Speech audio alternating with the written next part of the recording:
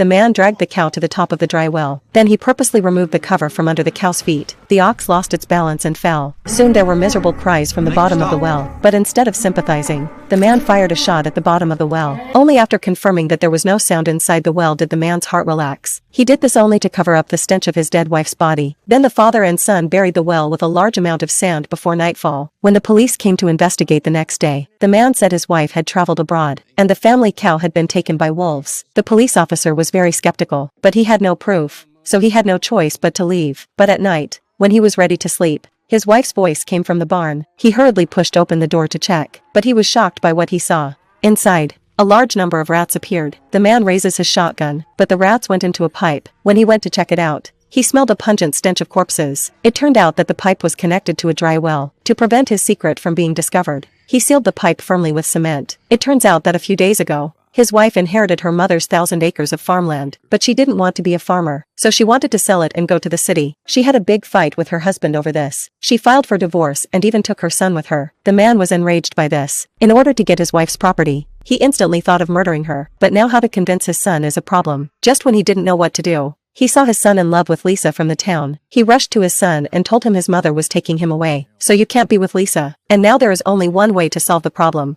and that is to cooperate with him to get rid of the mother. When Jack heard this, he was very resistant to it. So at dinner, he persuaded his mother to stay, but she slapped him across the face. And that's when a subtle change occurred in his heart. Then he and his father smothered his mother in her sleep. Then they threw the body into a dry well. Although this method was successful in fooling the police, but it wasn't long before Jack asked to marry Lisa. But his father refused, because he couldn't afford any more money. The son was furious. He took Lisa and ran away from home.